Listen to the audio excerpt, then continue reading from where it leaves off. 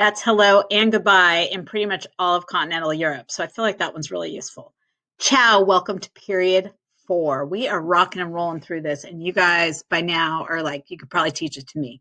When I get old and senile, maybe one of you'll show up at my bedside and help me out. Okay, because sadly, I would probably actually totally dig doing accounting on my deathbed, which, not sure what it says about me, but I love who you are. So we are in period 4. The first thing I am going to do is transfer over my beginning inventory because last period 3's ending inventory is period 4's beginning inventory. All right, so I'm going to start with my good friend raw materials. I had 0 in ending inventory in period 3, so my period 4 beginning inventory is 0. Makes my life easy. All right, my ending inventory in period 3 for WIP was 1 batch at $150. So I'm just going to put that in my beginning inventory. And my ending inventory was 3 batches and $675 for finished goods. So 3 batches, $675. All right, so now I've got my beginning inventory, and now I can get started and looking and see, hey, what the heck happened in period 4? So it says my raw materials available for use is $1,200. Okay, so that's right here. So it's $1,200 here. All right, and I know 1 batch of raw materials is $100, so I'll just divide 1,200 by $100. So I have 12 batches of materials available for use. Okay, my beginning inventory was 0, which means I must have purchased every single one of those 12 batches in the current period. So I'm just going to add that here. I'm like doing a puzzle.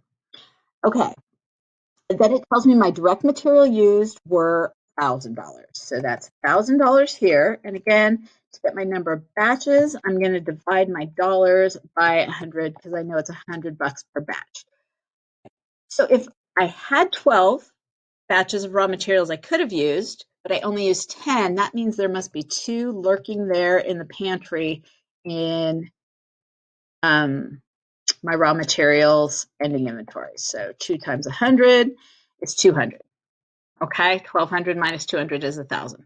All right, so now I'm going to take my direct materials used and I am going to transfer the costs to WIP in the same way we transferred those coffee beans into WIP. All right, so as soon as I transfer the very split second I transfer that direct material, I'm going to apply direct labor to the exact same amount of batches. So 10 batches get direct labor, which I know costs us $50 a batch. So $500 direct labor. And then it tells me cost of cost of goods manufactured is $2,025. All right. Giving us a little less information, but it knows by period 4, we're such pros, we don't need a lot of information. All right, what did we say? 2025, 2025. Okay. And I know that 1 batch of cost of goods manufactured is $225 because it has all of the costs of the product. So I'm just going to take this 2025 and divide it by 225, and it is going to tell me that I have got 9 batches that were finished. So if 9 batches were finished, 9 batches must have got factory overhead because every batch that's finished has factory overhead because it's applied at the end of the period. So 9 batches got factory overhead, and I know I apply that at a rate of 75 per batch. So 9 times 75 is going to be 675. Now I'm going to add it, all my costs, including my beginning inventory.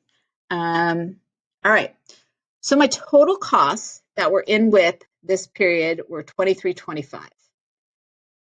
2025 got finished. So if I take $23.25 minus 2025, I end up with $300 left in ending inventory. And if I divide that 300 by my ending inventory cost per WIP batch, which is 150. And I get 2 batches. Here I have 1 batch plus 10. So I had 11 batches I could have finished. I finished 9. So 2 in ending inventory makes sense to me. I hope it makes sense to you. All right, keeping this thing rolling. We had cost of goods manufactured. We did 9 batches. We're finished. So let's just get those over here right now. All right, so we're going to do a little adding. I could do it in my head, but why embarrass myself? We're just going to use the coding that someone at Microsoft or Google took a lot of time to prepare for us. We should be grateful. Do a little blessedness or whatever it is. Okay. Cost of goods sold is $22.50. So I'm going to put $22.50 here. And I know the cost of 1 batch is $2.25. So I'm going to take $22.50 divided by $2.25. We sold 10 batches. All right. We had 12. We had 12 batches. We only sold 10 of them, which means 2 must be sitting there on our shipping dock, waiting to go next period. So 2 batches times our cost of finished goods of $2.25 a batch is $4.50. Now let me check my math. So 2,700 minus $4.50 equals $22.50. Look at that. I'm so excited. All right. Before we leave period 4, we got to do our financial statements. We never leave the period without doing our financial statements. It's in our DNA. All right, so our raw materials ending inventory is $200. Our WIP ending inventory is $300, and our finished good ending inventory is $450. They like us to be a little more formal with finished goods. No, I'm making that up. Okay. So this period, we are going to report $950 of inventory on our balance sheet.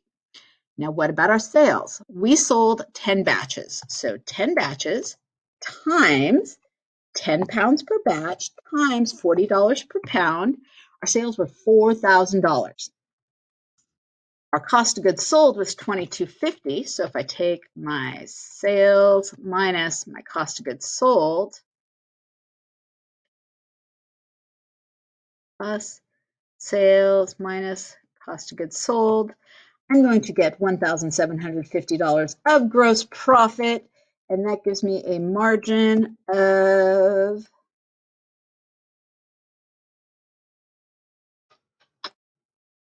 43.75%. I mean, seriously, it's like I've rigged the game, right? This is so beautiful the way it all comes together. All right, folks, we are done with period 4. Next up is period 5, and then we'll be done completely. So, ciao.